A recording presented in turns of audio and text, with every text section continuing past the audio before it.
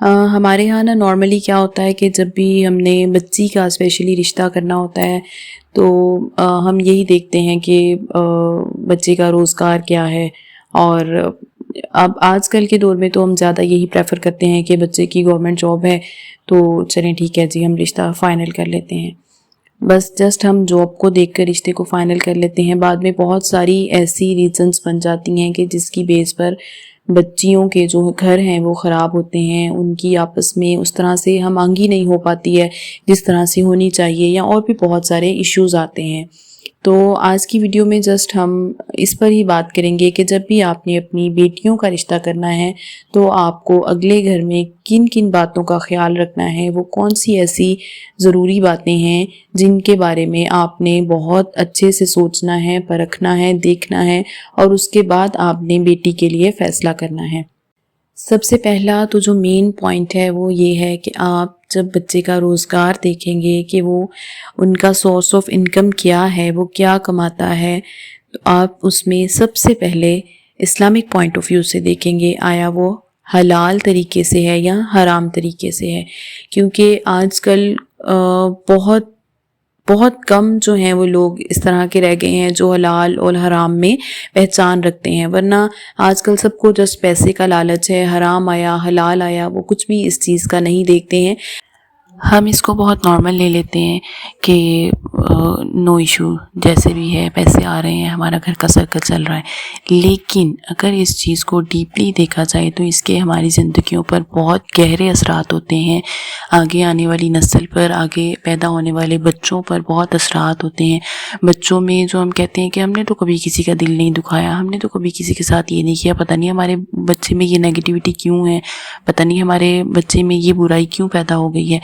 तो ये इसका सिर्फ इस चीज़ का इम्पैक्ट नहीं होता है कि आपने बच्चे को अच्छी बातें सिखाई या आपने जो है वो कभी किसी का दिल नहीं दुखाया या आपने जो है वो, इसमें हराम और हलाल का भी बहुत मैटर करता है। आप बच्चे को क्या खिला रहे हैं, डेफिनेटली बच्चे की नेगेटिविटी और पॉजिटिविटी उसी पर ही डिपेंड करती है। अगर हम इसको इस्लामिक पॉइंट ऑफ व्यू से देखें तो ये एक बहुत अहम पॉइंट है जिसको आपने माइंड में रखना है अपनी बेटियों का रिश्ता करते वक्त।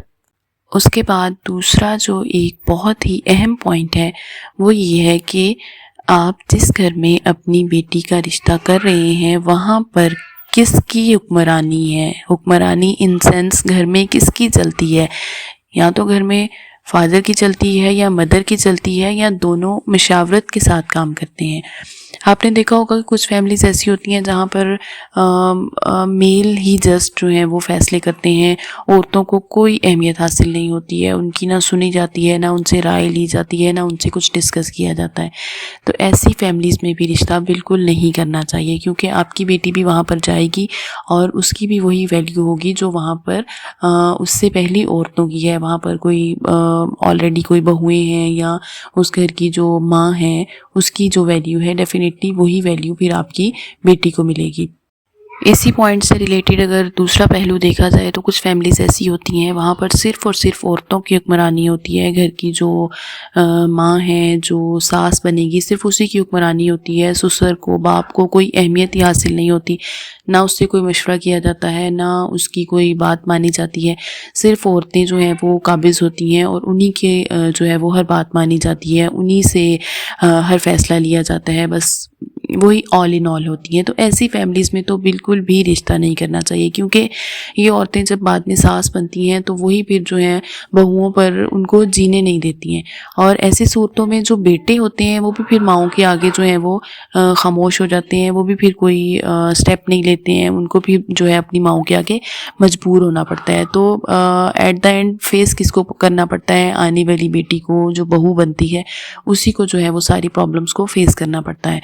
और सिर्फ बहू को फेस नहीं करना पड़ता, आगे फिर जो बच्चे होते हैं उनमें भी एहसास कमतरी का शिकार हो जाते हैं वो, क्योंकि जिस तरह से उन्होंने अपनी माँ को देखा होता है उनकी कोई अहमियत नहीं होती, डेफिनेटली वो सारी चीज़ें जो है वो फिर बच्चों में ट्रांसफ़र हो जाती हैं। तो इन सब बातों को माइंड में रखते हुए आपने ऐसी फैमिली को चूज़ करना है जहाँ पर जो है वो दोनों हस्बैंड वाइफ या माँ बाप जो भी हैं, जो भी फैमिली मेम्बर्स हैं, सब आपस में मशवरा करने के बाद जो है वो फ़ैसला करते हो। कोई भी डिसीजन लेना हो तो वो उसमें मशवरा करते हो। एक तो आपको पता है कि मशवरा करना हमारे प्यारे नबी अकरम सल्लल्लाहु अलैहि वसल्लम की सुन्नत भी है। तो मशवरा करने से अल्लाह पाक जो है वो बरकत भी डालते हैं और अल्लाह पाक इस काम को पसंद भी फरमाते हैं। तो आपने इन सब बातों का ख्याल रखना है।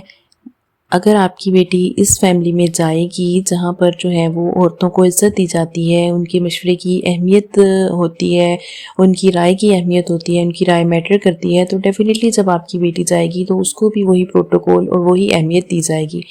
और यही जो है ये मेन बात होती है बेटियों के घर ख़राब होने की, क्योंकि बेटियां जो हैं वो इस चीज़ पर बहुत माइंड करती हैं। और पर्सनली मुझे अगर देखा जाए, मैं भी एक बहू हूँ, मैं एक फैमिली का हिस्सा हूँ। अगर किसी भी काम में मुझे इन्वॉल्व नहीं किया जाता, मुझसे पूछा नहीं जाता है या जस्ट मेरे ऊपर फैसले इम्पोज किए जाते हैं, तो डेफ़िनेटली मैं भी हर्ट होती हूँ। तो कुछ बेटियाँ जो हैं वो ज़्यादा सेंसिटिव होती हैं, वो इन बातों को लेकर फिर घरों में जो है वो मामलात ख़राब होते हैं। तो आपने इन सब बातों का ख्याल रखना है। और बाकी ये है कि ये फ़ैसले जो हैं वो अल्लाह के रसूल के सुपुर्द करके ही किए जाते हैं, तो इनमें जो है वो किसी का भी अमल दखल नहीं होता है। तो अल्लाह पाक जो है वो सब बेटियों के, सब बहुओं के नसीब अच्छे करें, उनको अपने अपने घरों में खुशियाँ दें, सुकून दें। आमीन सुम्मा आमीन। अगर आपको वीडियो अच्छी लगी हो तो आप वीडियो को ज़रूर लाइक कीजिएगा और चैनल को सब्सक्राइब करें। और अगर आप मेरी बातों से एग्री करते हैं तो कमेंट में येस ज़रूर लिखिएगा।